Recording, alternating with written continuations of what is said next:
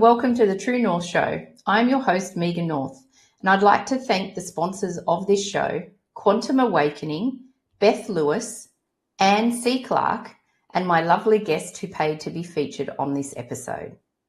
Joining me today is a woman I met last month, someone who has been on an incredible journey, and she's now ready to share her story. Kerry Blaser Bouzaglo grew up in a single mother household in Southern California, facing isolation and challenges that shaped her early years. Seeking solace, she poured her energy into work and academics, starting a 6-year stint at Hot Dog on a Stick before shifting her focus to Chinese and religious studies in college. In 1995, Kerry married an Israeli man she met in Tibet and soon earned her master's in Eastern Asian Studies from UC Santa Barbara. That same year, she began her journey as a mother to 3 children. By 2005, after her divorce, she built a career in health insurance compliance. In 2015, the loss of her mother on Kerry's 45th birthday marked a turning point. Compelled to confront her psychic gifts and childhood trauma, she navigated a decade of healing, spiritual awakening, and transformation. With support from shamans, psychologists, yogis, and medical experts, she learned to channel emotional pain into personal wisdom. Kerry's deepest growth emerged through relationships with influential men who became mirrors for her wounds.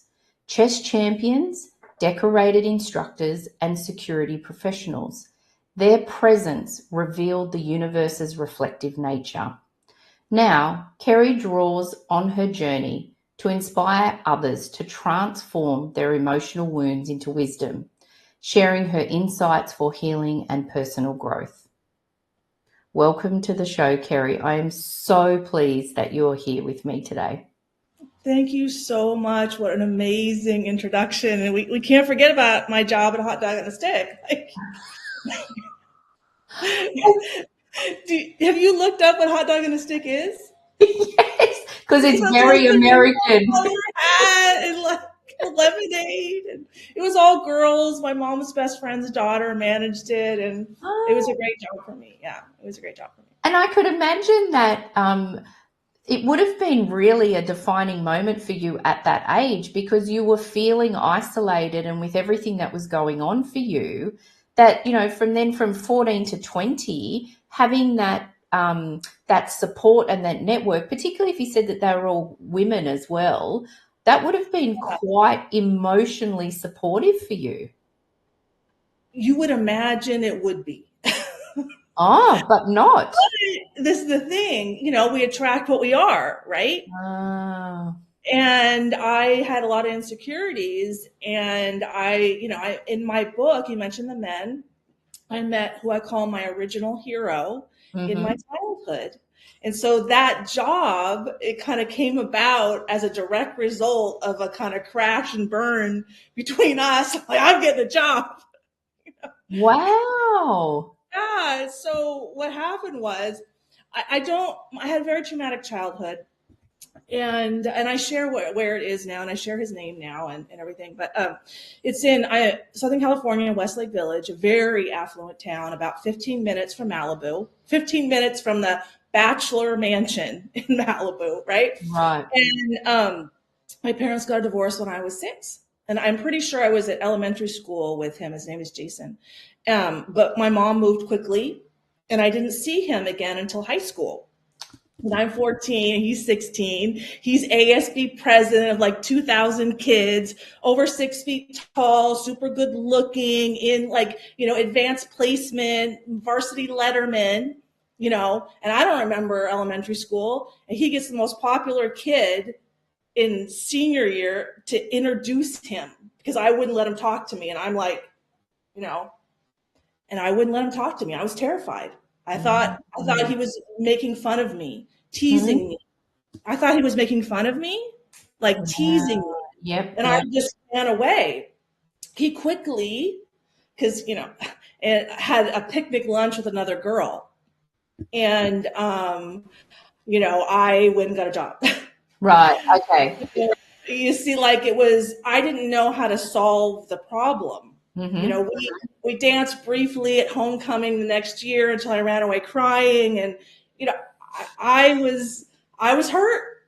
Yeah. I didn't know how to be an emotional center, and he was a super conservative family. I Mm-hmm. didn't know how to be super conservative. My mom was an alcoholic. My dad was a workaholic. He left me home alone at night and slept at his girlfriend's house. There's no like, I'm protecting myself. Like what? Yeah. I hope, my brother was there, but he's a year and a half older than me. Like what are he gonna do? Yeah. Yeah. So that, hot dog on a stick really kind of gets going for, I Mm-hmm. say that I'm Mary Magdalene Soul, and I Mm-hmm. so appreciate you, Megan. Like, I'll just be honest with the audience. I didn't write that at first because it's hard to come out, but then you shared that this episode will air on December 24th. I'm like, in Australia. I'm like, oh, what happened on December 24th last year is so these men in my book, they mirrored my wounds back to me. I didn't go on a date with any of them. And they all led me back to Jason from my childhood. And I didn't remember Jason because I just repressed. Oh, so you didn't even remember him. Oh, that's Barely remembered him. yeah. I remembered maybe I remembered a little bit on and off. I remembered him when I started my son in Boy Scouts because he came one time with his brother. They were both Boy Scouts. And so Westlake, that wasn't a cool thing to do, but he didn't care. Yeah. He did it one time and came right where I was, and I saw him. Okay, that's okay. My son is an Eagle Scout Yeah. because of, that's how impactful this man is on my life. Mm. So anyway, my intuition guided me to reach out, and I go over this in the book in November of last year, like 2 days before the election. And I'm like, Jason, I gotta wait, what? I haven't 40 years, like what? Huh? But I knew by that point, I have to follow my intuition. So I did. He read the post, my message from Facebook, but he didn't get back to me. And I'm like, oh, I found him on Facebook. Oh, he's head of global security at GoDaddy. Like, I don't know what GoDaddy is, but I'll just go message him. I had no idea what GoDaddy was. Okay. So I messaged him. And then all this healing starts, and all these things happen. And I'm shown that I'm an agent of God and that agents of God hide things in one lifetime to be found in another. I'm like, well, I don't know. I just got to heal. Like, I'm facing my rape wound. I'm had a hysterical pregnancy for 3 weeks, in and out of enlightenment. Like, it was gnarly. And then on December 24th, I went to the doctor. I'm not pregnant. Okay. It was from my childhood, a wound from my childhood. And, but I still need to speak to him. I haven't spoken to him yet. I had to call the police in September when those memories finally came back 9 months later. Wow. And clear enough for me to go, okay, I can call the police now and I can report now. So it's like the pregnant historical, you can, yeah. So anyway, but I reached out and I apologized on December 24th and said, I'm sorry I wouldn't let you talk to me. You were like climbing the Mount Everest of romance, and I didn't know how to handle it. I was ill prepared to be the emotional center from my childhood trauma because I was so busy protecting myself, providing for myself, masculine, when he and I both needed my femininity that I had no access to. Yeah. Femininity gives, has compassion, communicates, emotionally stabilizes. Yeah. My mom was an alcoholic. I freaking had no clue. Yeah. So when you told me that this episode will air in Australia, a country I've been to and that I love, I was like, oh my gosh, I have to be Mary Magdalene Soul. So thank you. We had an amazing conversation last month, totally opened me, and I've opened a ton since. So I just thank you, Megan. Oh, I'm so grateful. I'm so grateful that you're here and that you're sharing all of this and that you're on this new journey. So we've touched on a small part of your journey with your introduction, and you've just talked a little bit about it then. But what was the defining moment that has now led you to pursue, and I'm going to say passion and purpose, because when you talk about Mother Mary Magdalene, when you talk about this, your passion is there, and Yeah. and clearly it's a new purpose that you're on. So what was the defining moment? Like, that, was there one moment, or was there a few moments? There was one. My mom passed away on my 45th birthday. Yeah. And then that was the day that my intuition told me it's time to accept your psychic gifts and it's time to heal from your childhood trauma. So I started to learn how to surf the waves of life. I mean, I thought life was only a valley of darkness. I mean, I had 35 years of debilitating lower back pain. My lower back pain started when I was 15 and a half. Jason's 2 years older than me and left for he's Mormon mission when he was 18 and I was 16. You know, I bought a car, a green car. Green is the heart chakra, but I didn't know it. You can see on my website. So I bought from Hot Dog on a Stick money, and my grandma and my mom, even though my dad made problems, right? I brought a Kelly Green Carmen Gia stick shift, and I owned that thing. I owned it. Like, green is my favorite color, you know. So yeah, that was how it really started, was my 45th birthday. And then that was 4 years later, my youngest daughter. So these are my three kids. Ethan's over here. And then my older daughter, Yael, and my youngest daughter, Orly's over here. And then that's my mom. They all have my back. So my youngest daughter, Orly, developed an eating disorder from all of her dad's childhood. He's Israeli. That just speaks for itself, right? So, and like, something else about being Israeli, like, tomorrow is the 30th anniversary of Itzhak, because we're taping on November 3rd. November 4th is the 30th anniversary of Itzhak Rabin's assassination. And Amit, my ex-husband, I met him 2 weeks after Rabin was in Beijing for the historic Sino-Israeli meeting. And he has personal pictures of the Israeli flag next to the Chinese flag around Tiananmen Square. Now, he's former Israeli Defense Force, like special forces, right? So he was seen like part of that entourage. And so now that this is all coming out, like Mary Magdalene, 30th anniversary of Rabin, like so many other signs and synchronicities, I'm like, now is the time for healing. Like, I repressed the pain in my womb. That's why I had 35 years of like debilitating lower back pain, hard time cleaning and cooking and caring for my kids, like gnarly pain. So then my youngest daughter blamed me for her eating disorder. I came home. I took all the medications I had, trazodone and Soma and Klonopin. Like, it was, gnarly. And went upstairs and went right to sleep. And I couldn't sleep. And I just let go. And my older daughter found me the next morning, saved my life. But then when I healed, I knew this is Kerry 2.0. Now it's the time to climb my ladder of self-belief. And that's exactly what I did. And I did medicine journeys. And about a year and a half later, I had my first longer conversation with my first hero. He's Jewish. He was speaking about Israel in a kibbutz, and we spoke some Hebrew. And that was my first hero, not knowing about Mary Magdalene's soul, not knowing that Jason Colvin, JC, right, looks to me from all sides is Jesus Christ's soul. Like, I had no idea. I just was living my life. Oh, I want to go to China. Oh, I want to go to Tibet. Oh, Israel. Let's go to Australia. Cool. Learn to scuba dive. Like, I just lived my life, had the kids, and then this all happened. My soul has a plan for me. So that's how I learned. So when you were in the corporate world, when you were working in the health insurance industry, did you have any intuitive inkling at all, or were you just completely blocked off to everything? Oh, yes. So that was part of my prep work before I talked to my first hero, Tim. Right. So in the book, there's this, like, I can't get into it for attorney-client privilege. Yeah. But the girl did some good work. Right. And got a lot of claims paid. I mean, I pulled to me an issue that it could have taken down the company.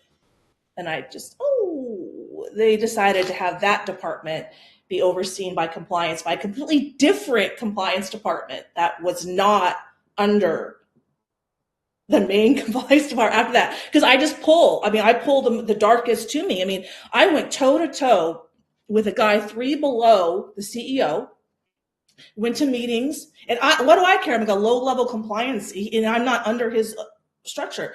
And I can't problem after problem, and I do the research, and I come prepared. And he uses emotional confusion, and I'm sitting here going, there's this fact, there's this fact, there's this fact. At the end, he tried to say that the payout would be 1/37th of what it actually was. And within like 6 sentences, I proved to a woman who reports the CEO that I was right. And everybody is just silent. And I'm like, how? This has been going on for a long time. And now and the interesting thing is I was sitting next to the grievance team handling the grievances for that insurance product when I started the company, about 13 years prior. Wow. Our souls have a plan. Yeah. We totally have a plan. It was amazing. Yeah. And I'd love to go back to just a comment that you made about all the issues that you had in your back. So I'm a theta healer, and so what I am led to understand and learn from Creator is that when we have issues with our back, it's because we feel disconnected to Creator and we don't feel supported.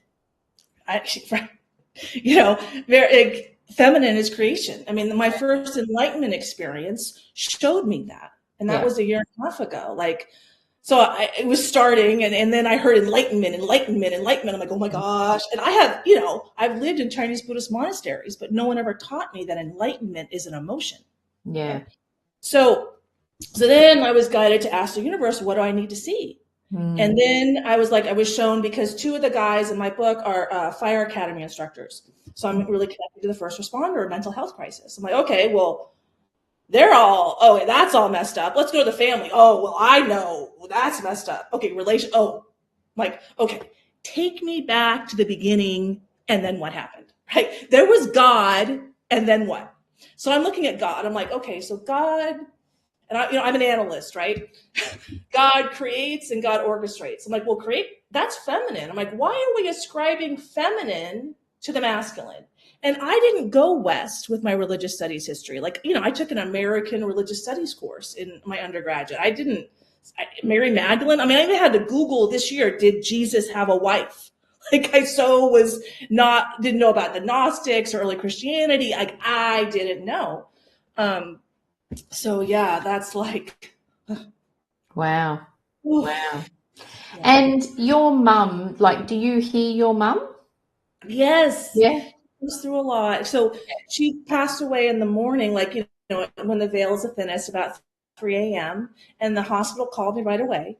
I went right back to sleep, and then she came through and thanked me, because I went back to Florida, brought her home, and she was, quite ill. It was not easy, but she didn't have the tubes, and she got to see her grandchildren and her children and my stepfather. And so I was able to give her the passing that her soul desired. And then when my stepfather got sick, the same year that I attempted suicide, I never even told him, because he had idiopathic pulmonary fibrosis. When I called him when I got out of the psych ward, I knew what to do, and I knew how to take care of him. And that helped. And I'm a woman who needs a lot on my plate. I had to have my daughter in a rehab for eating disorder. My stepfather was critically terminally ill on hospice, and I'm starting a new job at my insurance company, and I gotta heal from my suicide.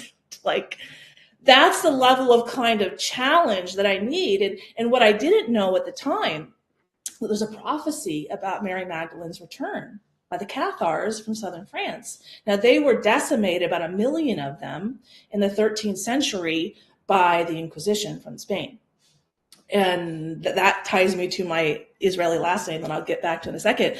But the Cathars, like Mary Magdalene, the story is that she went to southern France and they started the religion Way of Love. They know that self-love creates heaven on earth. You don't go to, outside of yourself. But that's, like the church is an external solution to an internal problem. That'll never work. So they knew this, but then they're heretics because the church wanted control, right? They repressed the feminine, elevated the masculine and created a very structural hierarchy where women couldn't talk. But then the church is the is the bride of Christ. Like in Judaism did the same thing, like their temple, you got to go through a thin veil like the hymen once a year, and then you can go in and get forgiveness. Oh, that forgiveness is right brain. That's feminine. Oh, we go to Jesus for forgiveness. That's right brain. That's feminine. I mean, the more I looked to and the more I unearthed, I was like, this is the repression of the feminine. Now we need to restore the feminine. Now is the time for self-healing that started in 2012 with the Mayan calendar. Like it all logically made sense why I was born in 1970, got a divorce. I'm unearthing all this darkness, and Jason's former FBI. And all the men I attract into my life are sexually overexpressed. Like Andrew Tate is one of the men that I've helped because I had a personal relationship with his best friend over DM on Instagram. And I didn't see it coming, but I followed my intuition. Jason got his job at GoDaddy 1 month before I reached out to Justin. 2 months later, Andrew was canceled on social media. Oh, internet security, and then FBI, and then solitary confinement.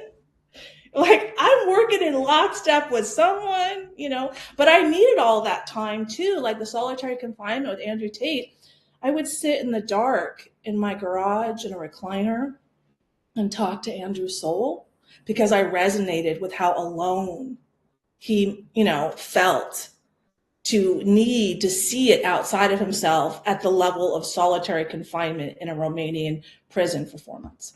Yeah.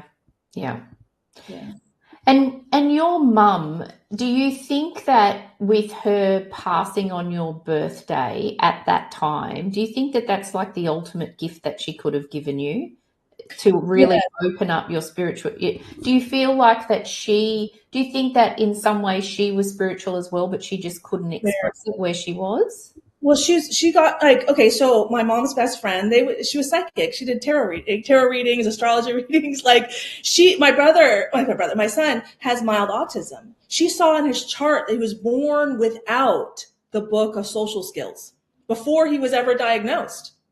It was amazing. It was amazing. So she, all the time. So that's why I knew psychic. I just didn't trust myself, believe in myself. I mean, my dad would leave me at home alone. Come home, and I would sleep in his bed because he only had a 2-bedroom condo at that point, and then bring donuts and then lie and say that he was there.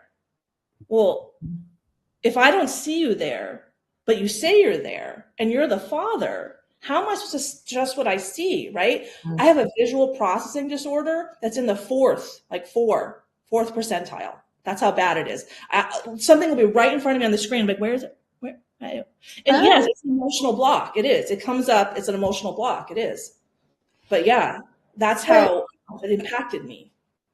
So that just blows my mind that you just say that, because all of the information and the wisdom, like all the study you've done and all of that, you must have to really push through that visual piece for you to be able to understand what you're actually doing and studying. And I have a slight hearing loss because I had tubes in my ears. My mom's a smoker. So I'm fighting a hearing loss, which I'm an aural, AURAL learner with dyslexia and difficulty, internalizing information because I don't believe the outside world. These are the challenges up against. I figured out that if I want to gain Mount Everest sized wisdom with a plethora of enlightenment experiences as Mary Magdalene's soul, then I had to take on an equal and Mount Everest size of wounds, of trauma. And that's exactly what my life has been. But because I'm an older soul, I need that level of challenge, right? To unearth, to even notice it, right? Yeah. if you're going to hurt me, you better bring it, because like you can go on my website and you can see the visions that I've had and why I called the police station in September and said, I'm remembering all of these things from my childhood and I don't know what to do. Do I make a report? Like, yeah, we're going to come over, just make a report. And, I'm making a report on FBI and, GoDaddy exec. And then, Andrew Tate was warm up for the fire department, which was warm up for so basically I'm telling the police that I'm confronting the rapist culture in the fire department, in the FBI and executives.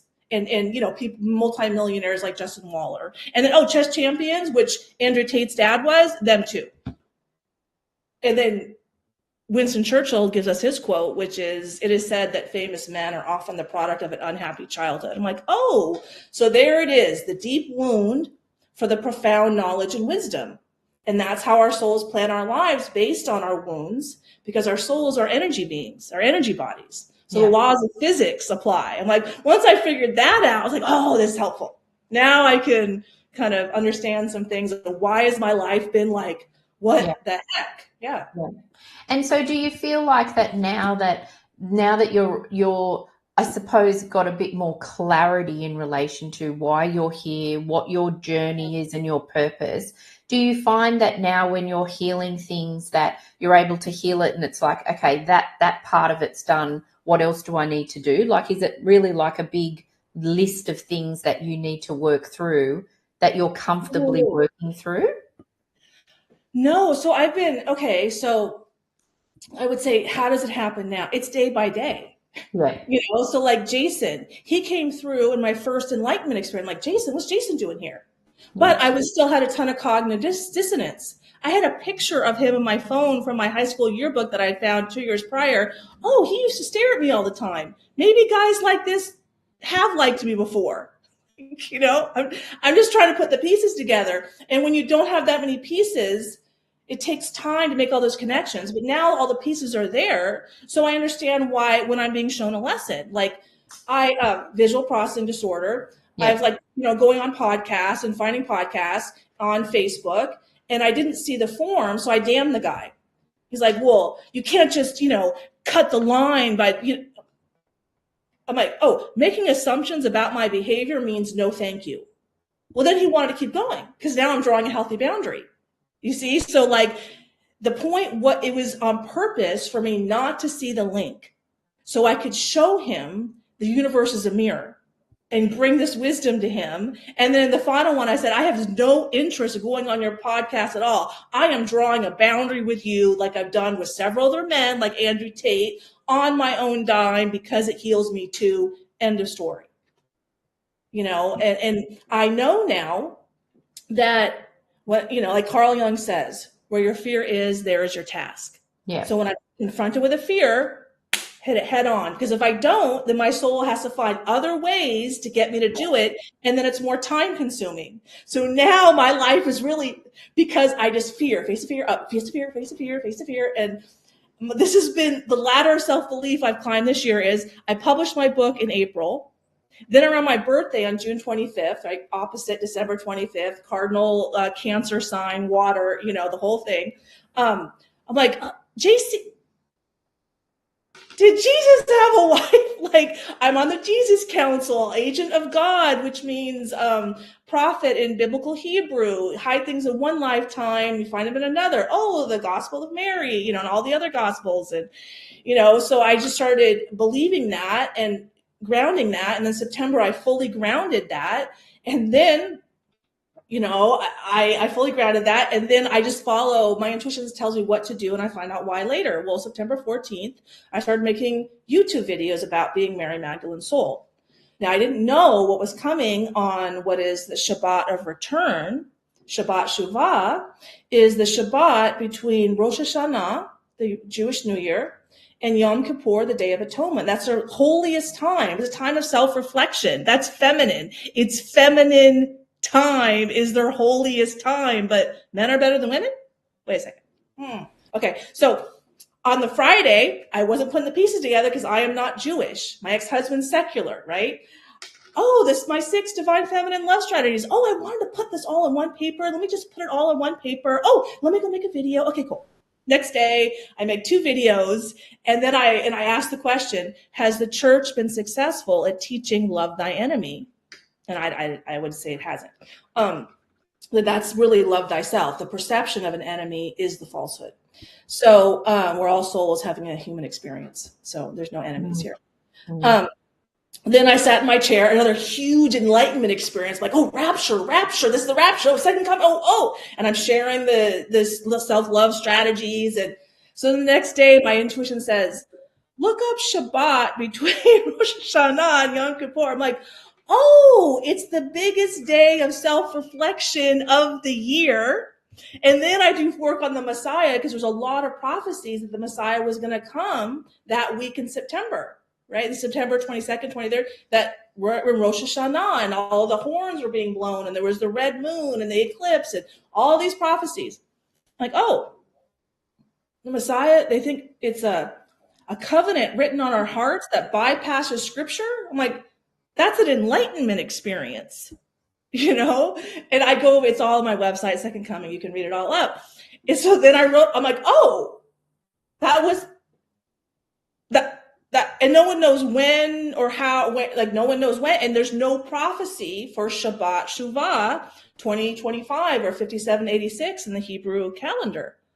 So I made some more videos, and then I stopped making my videos. And then what came out of me was my Wisdom of Peace plan, which shows how change is an inside job, how Jews must hate themselves a lot to attract so much hate into their lives. And I use all the science to describe it. So the Jews need to admit they hate themselves. America's got to stop the lobbyists like AIPAC first, like got enough already. Then maybe Islam will take, and kill all Jews out of their texts. Like, this has got to stop, right? And then China needs to say, I need help. And I saw all of that intuitively before I remembered Yitzhak Rabin.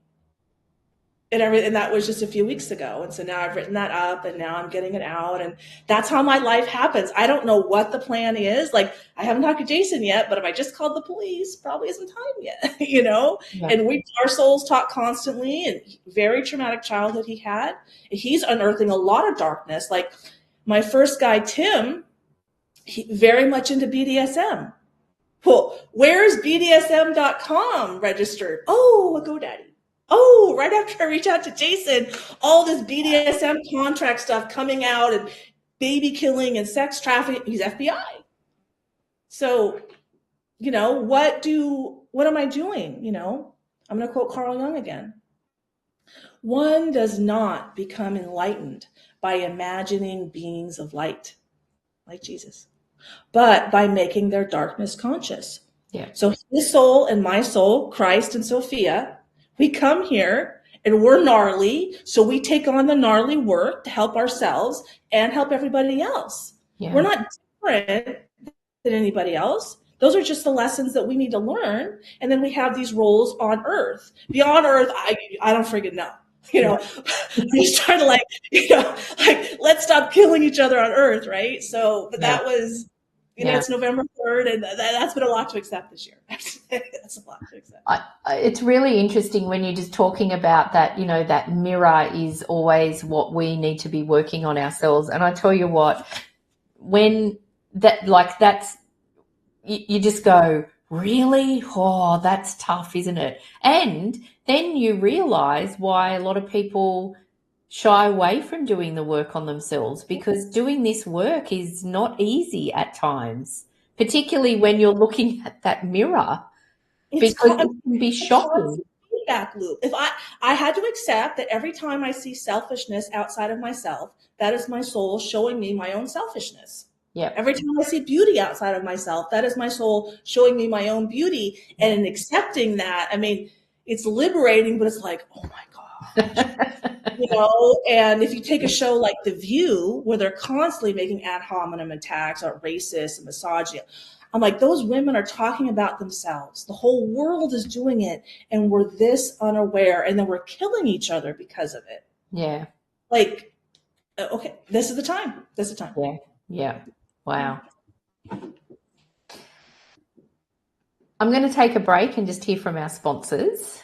And then what I'd like to do after we come back, I'd really love to talk to you about mental health and well-being. Yes. What it means for you, what do you do, what has worked for you in the past and what you're doing now.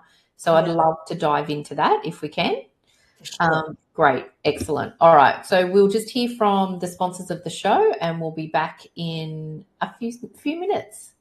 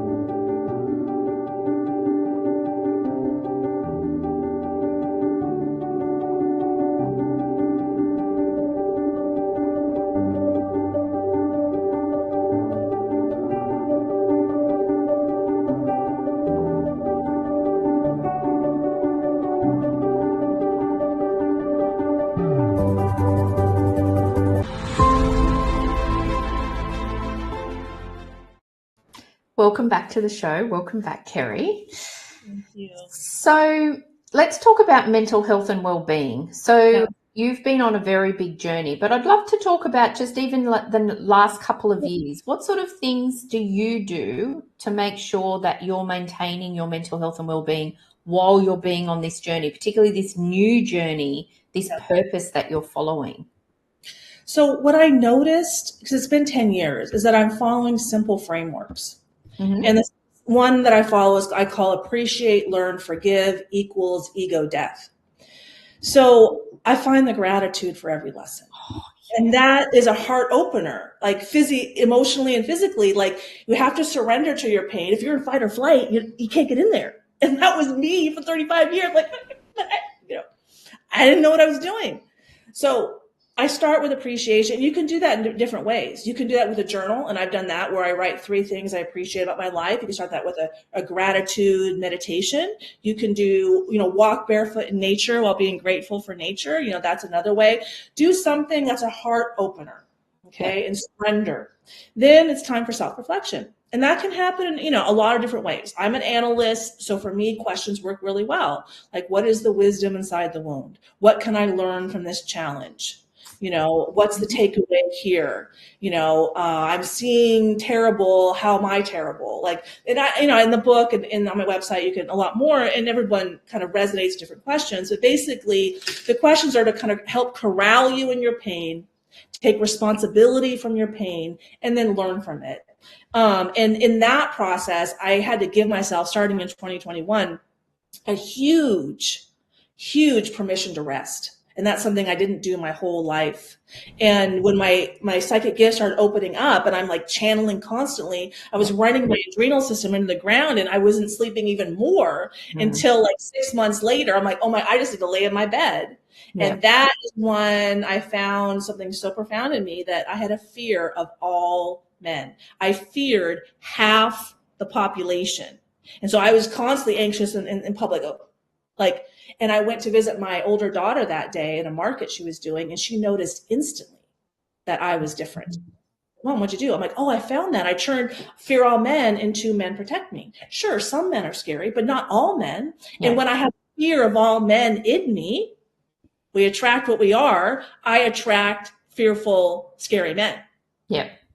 And so I had that in me, but I still had a fear of being raped. So I attracted Justin Waller, Andrew Tate, 2 fire academy instructors, like decorated, right? Like 167, 164. And then Jason's like 6'2", 6'3", you know, like men I have no chance with physically. Yep.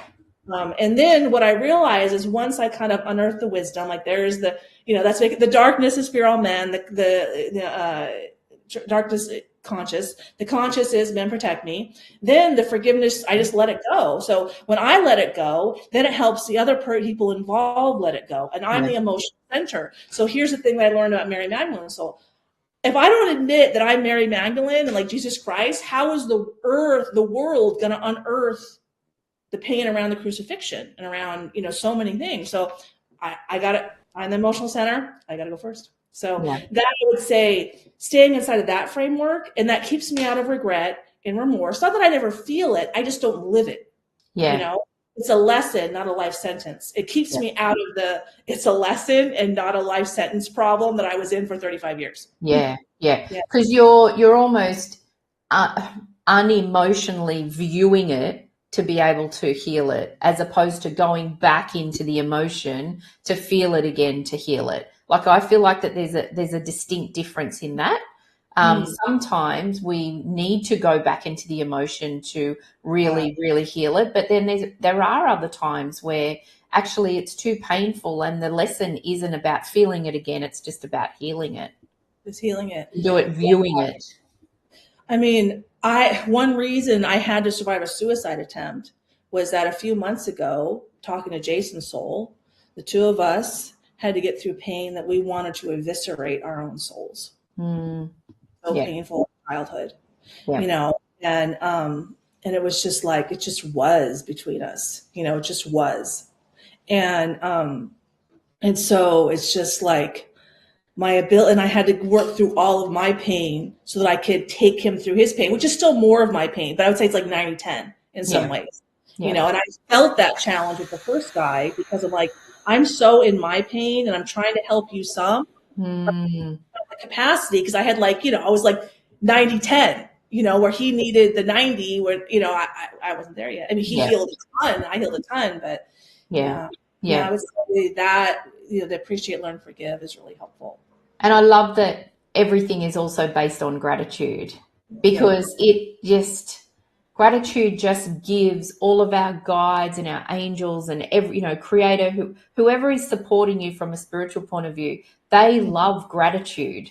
Because you know, when we're grateful, like, I'm like, our energy shifts, and then they go, "Ooh, she really loves that. Let's give her more. Oh, what else can we put in front of her that she's going to be grateful for?" It's such a beautiful way, just even energetically, but mental health wise as well. And I mean, to share something about myself, when I was 30, after my older daughter was born, I almost died. I went back to work after 3 weeks. I didn't value my ability to create human life. I didn't value my womb and what came out of my womb, you know, and, oh gosh, what was I? Oh, and I almost died, you know. Wow. Yeah. I almost died afterwards. And then my stepfather told me that I needed to be grateful to God. And I had no idea how to do that. I had zero idea how to be grateful for God. You know, I have a master's degree in religious studies, but that was, you know, academic. I'd lived in Israel, but they're secular. Like Amit's great grandfather was the top Sephardic rabbi in Haifa, you know, but why is he secular? You know, so like you get back to like Wisdom of Peace plan, it kind of brings all these pieces back together where the Cathars were, you know, they were killed. And then, but the Cathars and then the Bouzaglo Jews were together in Eastern Spain. And the Bouzaglo, like the Sephardic Jews are more mystical, more kind of respect the feminine, like early Christians are more mystical, right? And so they recognize the feminine. So not only like Bouzaglos are discriminated against inside of Israel, but why, right? Expression of the feminine, I think, by the Ashkenazi Jews, but then they're more legal Torah, you know, and so they're hating on their own inside of themselves. Itzhak Rabin's assassination is one more example of that, where a really conservative Jew, or Orthodox, I think it was, you know, killed him, and he was more left leaning, like my ex-husband, and that was 2 months after I got married. So there's a lot of like hate to get into there, like inside of Israel and then outside of Israel. And it's just, it's painful. Yeah. But And that's yeah. wow. Do your kids is the mental health piece for them, like the gratitude piece in particular, is it something that they grasp onto as well? Not grasp onto, it's the wrong word, but is it something that they practice as well? Okay, so this is a great question that's coming up. So my older two, yes. My older daughter, she's the most advanced. My son, he's the most psychic. My son, I kept going the wrong way. But anyway, what's happening right now is my younger daughter still has a serious eating disorder, and I just texted. I haven't talked to her dad in years. He doesn't want to talk, and I just texted him today because I talked to my older daughter over the weekend. I said, Orly is screaming family pain. We need to come together as a family. This whole keep everybody separate, that's just screaming pain. Like, she came out of me and like, I don't have anywhere to go on Thanksgiving. My family doesn't talk to me because that's, anyway. That's another story, but you can imagine that they haven't healed yet. And so I just reached out today and said, our daughter's committing slow suicide. We need to come together to heal our daughter. Like, but this is how much pain there is, And then I've already written the Wisdom of Peace plan and the whole thing, get into it about Jews, and I go straight there. I had the second coming, and I went straight back to Israel, and then and I even asked my older daughter. I said, ask your dad what Shabbat Shuvah is. Like reflection, right? 30 years, we met 30 years ago, almost, and he doesn't know what it is. I bet he doesn't know what it is. And then she got to learn what it is, and I don't know what happened next, but I'm reminding him that he's a Jew, and he has pain, and religion's got a lot to answer for, hasn't it? It's very interesting, because I think Creator and God is looking down on the world going, this is not what my message is. My message is for everyone to just love each other and be kind, What I realize is that about 2,500 years ago, Yahweh had a wife, Asherah. And she was slowly starting to be repressed about 2,500 years ago. And in the 2nd century of the Common Era, it was really repressed. And that was when the masculine was rising. And so they repressed the feminine. It was all the imperialism in Europe and knowledge. And this is how we balance each other out. Like, I'm like, okay, so we had it, but we didn't have the knowledge. So we had to hold space for all this knowledge and technology to come out because, we want to go to different, planets and whatever. We want to do aliens and stuff. So that had to come. And then that was repression of the feminine. But now, and it's like, was just amazing to see. And then to accept that we're multi-dimensional beings. This is all happening at once. And then because I asked myself, well, why can't we just get into the body as a soul? Like, why do we have to go through this slow process of finding wisdom? Oh, well, the human body's nervous system can't recalibrate that quickly. Yeah. And I went from a ton of shame, gear, into changing that to love, compassion, enlightenment. So I just naturally seek that out and attract that in. That's a slow process. I'm like, oh, okay, well, okay. Yeah. I definitely find that when I spiritually up level, spiritually I'm there, but then my body's like, whoa, hang on a minute, give me time to catch up. Sometimes I'll get a migraine or I'll get sick, or I'm like, you know what, I've got no energy, I have to have a day off, in a sense, because spiritually, energetically I'm there, but my body's like, I'm trying to catch up, because it's the 3D, it's like the physical thing. So yeah, really interesting. Very interesting. And I had to super just like on every level accept that the 5D goes first, the 3D goes second, women go first. Like, it used to be a woman who was drop a handkerchief in front of a man. And now I'm like, well, men aren't coming up to me. Girlfriend, you don't know how to be a girl. Because we taught women to leave the center and go occupy the orbiter, the providing and protecting. And so when the woman left the center, destruction of the nuclear family, that destroys society. That's a huge wound. Yeah. And, that's just not going to work in the long term, which hence we are 20 years from population collapse. Yeah. So, while women say they want that, but what brings hormonal balance? What brings emotional balance is women need to be in their right brain for most of the day and not their left brain. Not right. And that's home life. Like, what do I do now? I'm in and out of enlightenment almost every day. I'm exhausted. I haven't barely gone to yoga in a year and a half, where I was there 5-6 days a week. Yeah. But this is what was necessary for me to get the book out, and then accept, and then second coming, and visit, and then podcasts, like 60 podcasts I've been on since June. It's but this is the listening. This is the mental health is I have to listen to myself. Yeah. I could mentally tell myself, no, Kerry, your heart is wrong. But oh, wait, I know that my heart, the neurological structure in my heart is far more complex than my brain and sends far more signals to my brain the other way around. And the electromagnetic field is 5,000 times stronger. So maybe my heart knows a thing or two. Yeah. It might. Absolutely. So we've actually only got a couple of minutes left. I could sit here for hours and talk to you. I mean, we felt like that when we first met last month. So there is so many other things that we could explore, but we are hampered by time today. So I'm going to ask you the same question that I love to ask all of my guests before we wrap up our conversation. So what is one lesson or truth that you've learned on your journey that you wish you had known earlier? Changing the world is an inside job. Oh, I felt that. Thank you. And that's my peace plan is called changing the world is an inside job, because blaming everybody for our problems doesn't solve anything. Yeah. Like, if I want to have a healthy relationship, I have to change and attract that into my life. And love yourself. Yeah, I had to upgrade, and a lot of amazing things happened to me when I accepted that reality, that the only problem I have is my self-hate. Yeah. Yeah. A beautiful, absolutely beautiful way for us to finish our conversation. Thank you just so much for joining today and for sharing your story, because I know that this is the beginning of a new journey that you're on. And I'm just really grateful that you're using your voice to just share all of this knowledge, this wisdom, who you are, showing up exactly who you are and who you're meant to be. So thank you very much.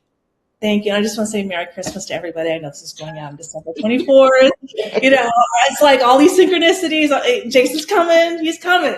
He'll come. Yeah. Okay. And I too would love to thank all of my amazing and dedicated audience and supporters of this show. I'm really grateful for everyone's support that you've shown me this year. And yes, so it's in America, it'll be the 23rd of December, and in Australia today, it's the 24th. So I just want to wish everyone a happy and wonderful holiday season. Here in Australia, we're in the middle of summer, but for everyone else in the US and other places, you're in the depth of winter. So I hope that your days are filled with love, gratitude, healing, and laughter. Thank you so much, Kerry. Thank you. Bye. See you.